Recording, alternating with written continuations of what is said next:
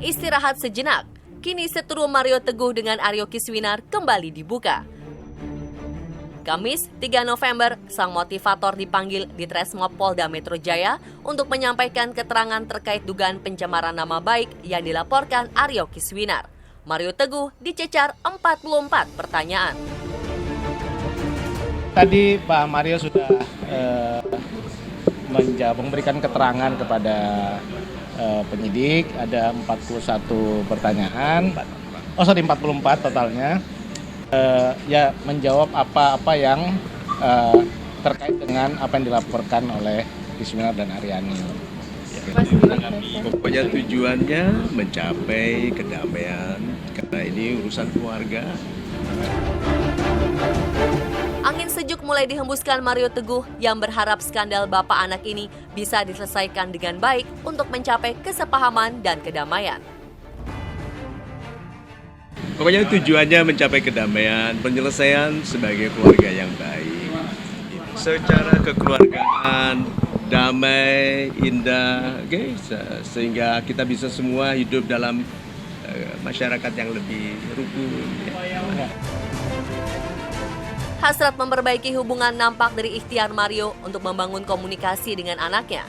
Meski pada akhirnya kasus ini berakhir damai, sesungguhnya sang motivator sudah kehilangan banyak hal, terutama pamornya sebagai motivator yang tak lagi memiliki kredibilitas. Oh begitu ya, saya tidak boleh memberikan masukan lebih daripada yang harus saya sampaikan sekarang. So sahabat-sahabat saya yang baik hatinya, lebih baik kita semua berfokus pada kebaikan hidup kita sendiri, ya toh. Biarkan petugas melakukan tugasnya dengan sebaik-baiknya. Semakin saya mengenal proses ini, semakin saya percaya bahwa memang kita harus sangat profesional, sangat baku dalam hal ini, ya.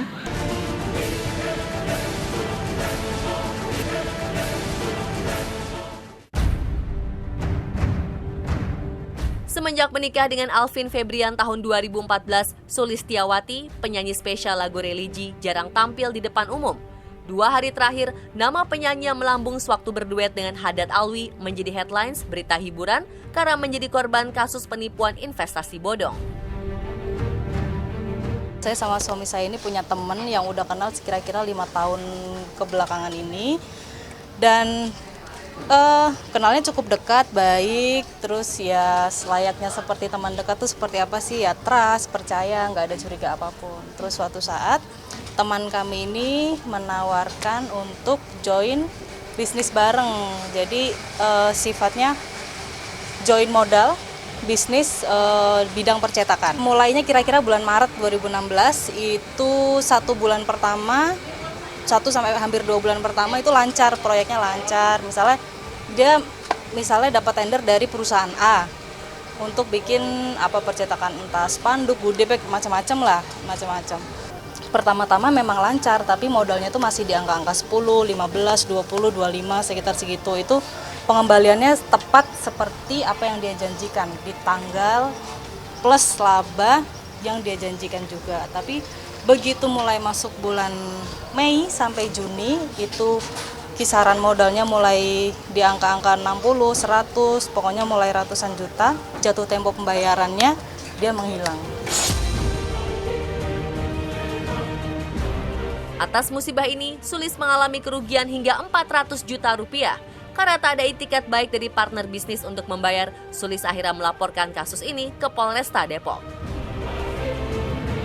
Jadi hari ini memang kami undang Ibu Sulis ini hadir untuk memberikan keterangan tambahan terkait proses penyidikan, termasuk memberikan bukti tambahan berupa buku tabungan untuk kami sita.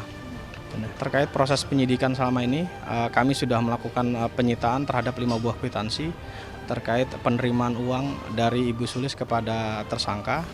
Kemudian kerugian total ini kurang lebih sekitar 365 juta.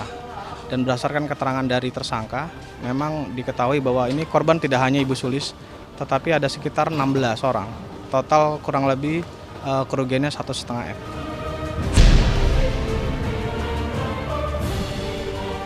Pintu damai sesungguhnya masih dibuka jika pelaku bersedia membereskan semua kerugian yang sudah dialami.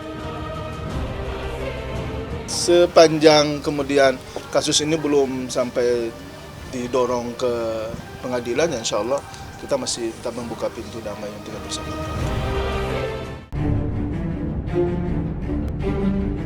Sementara itu, dugaan pemukulan dan pengeroyokan yang dilakukan Riza Shahab terhadap Syalimar Tahir rupanya belum selesai.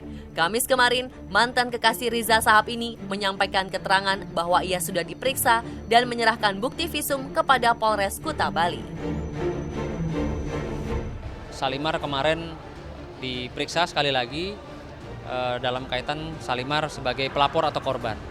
Klien kami dikeroyok dan masuk rumah sakit, ya, dikeroyok dan masuk rumah sakit, dan juga sesuai hasil visum mengalami cedera berat, sehingga harus menginap beberapa hari di rumah sakit di Bali. Lanjut, saksi yang diperiksa adalah 9 orang saksi. Perlu kami pertegas bahwa tertanggal 25 Reza Shihab sudah sebagai tersangka dengan kasus pengeroyokan pasal 170 dengan ancaman 9 tahun penjara.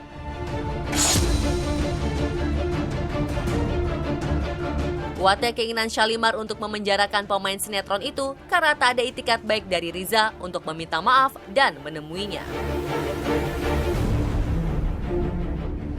Nggak ada sama sekali, karena aku pun juga masih menunggu kabarnya gitu. Maunya apa? Dia yang menantang, tapi dia yang ngumpet.